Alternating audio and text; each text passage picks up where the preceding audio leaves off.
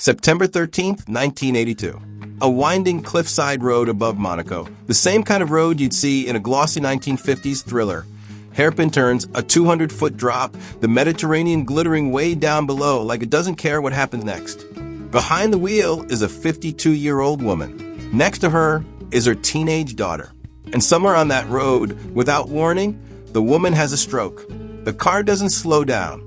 It goes straight through a low stone barrier and drops off the edge of the cliff. Her daughter survives. She does not. Here's the detail that still gives biographers chills decades later. This woman had spent an entire film career back in the 1950s driving exactly this kind of road on camera at high speed for Alfred Hitchcock in a movie literally called. Audiences used to gasp at how fearlessly she took those curves. Her name was Grace Kelly, and this is where her story ends. But it is absolutely not where it starts, and honestly, the middle is so much stranger than either. Everybody knows the postcard version. Hollywood movie star marries an actual European prince, becomes an actual princess. The whole world loses its mind, the end. Cute story, total fairy tale. Except, and I promise this is the fun part, almost none of the fairy tale actually holds up once you start pulling at the threads. So let's watch the real one, scene by scene, like one of her own films. Grace Kelly was born in 1929 into a Philadelphia family that was, frankly, terrifyingly accomplished.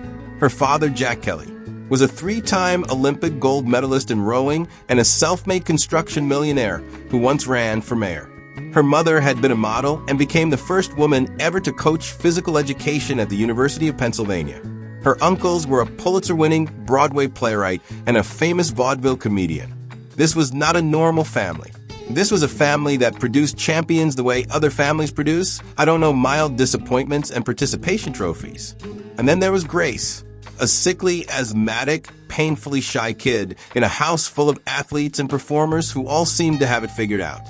By most accounts, her own father genuinely didn't think much of her. Years later, after she'd won an Academy Award, after she'd become a literal princess, he reportedly said of all his children, she was the very last one he'd have expected to actually take care of him in his old age. Let that sink in for a second. This man's daughter becomes one of the most famous women alive, and his honest reaction was still something close to surprise that she'd amounted to anything at all. So there's your first plot twist. The poised, elegant, seemingly born-for-it Grace Kelly you picture? She spent her entire childhood being the family's designated underachiever. When Grace announced she wanted to move to New York and become an actress, her father did not handle it well. He reportedly compared the acting profession out loud to his own daughter, to something barely one step above prostitution. He was so unnerved by the idea of her loose in Manhattan that he insisted she live in a hotel specifically built to keep young single women safe, meaning functionally chaperoned. Here's where it gets a little funny in a dark way. While she was living under this extremely watchful, extremely Catholic, extremely disapproving eye, Grace Kelly was quietly having an affair with a much older married film director, a man twice her age. When her family found out, she wrote to a friend that the actual scandal, in her parents' eyes, wasn't even the age gap or the marriage.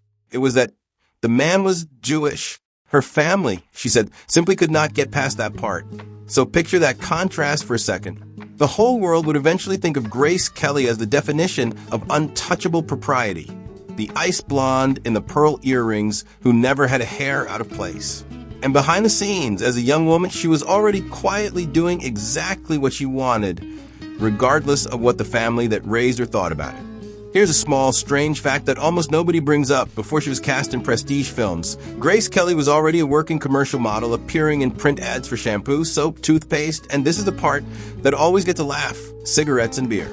She was at one point reportedly one of the highest paid models in Philadelphia, selling exactly the kind of ordinary household products that have nothing to do with royalty or Hitchcock thrillers. And she didn't even want film in the first place. Her real dream was Broadway. She actually got a handful of real stage roles. But according to people who worked with her, there was a problem. Her voice. That soft-cultured, slightly breathy voice that would later sound absolutely perfect, intimate, hypnotic on camera. In a live theater, it just didn't carry. It couldn't fill a room. The exact vocal quality that made her a legend on screen was, on stage, basically a liability. Sometimes the thing that makes you a legend in one format makes you invisible in another.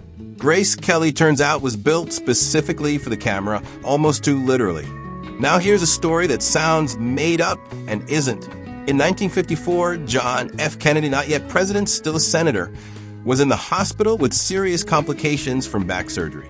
His wife, Jacqueline Kennedy, wanted to cheer him up, so she recruited a friend, snuck her into the hospital in disguise, dressed as a nurse, just to surprise him and lift his spirits. That friend was Grace Kelly. Picture that scene for a second. One of the most famous faces in America, sneaking through hospital corridors in a nurse's uniform on a mission organized by the future First Lady, just to make a senator laugh while he's recovering in bed. It's genuinely one of the strangest, funniest, most human little footnotes in her entire biography, and it almost never gets told. Now here's the part everyone actually knows, the whirlwind. She meets Prince Rainier III of Monaco. Within months, they're engaged. In April of 1956, in what got called the wedding of the century, Grace Kelly becomes Princess Grace and effectively retires from film at the absolute height of her career. An Oscar winner, 3 Hitchcock films deep, walking away from Hollywood entirely for a palace on the Mediterranean. It sounds like the ending of a movie. Here's the part that almost never gets said out loud. By most accounts from people close to her, it wasn't actually easier than being a movie star. A friend of hers put it bluntly, that any single day of royal duty required more performance, more constructed illusion, than an entire day on a film set ever had. She'd spent her career being paid to act.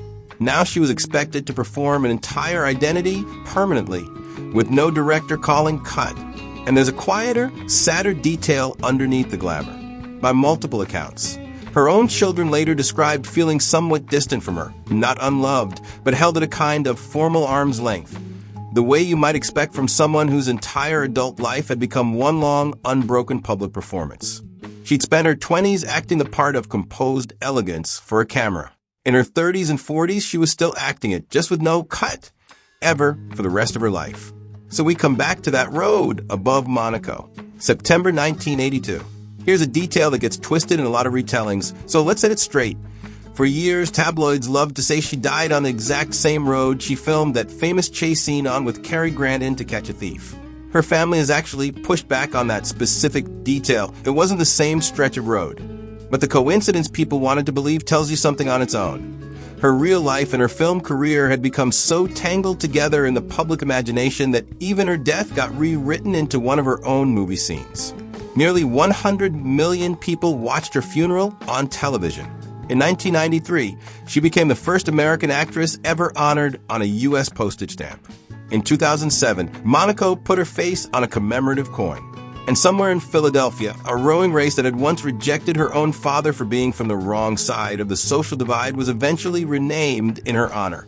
The same sport, the same city, generations later, finally closing a loop nobody in her family could have predicted.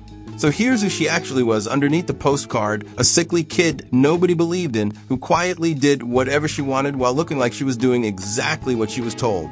A model who sold cigarettes before she sold elegance. A stage actress whose voice was too soft for the room and too perfect for the camera.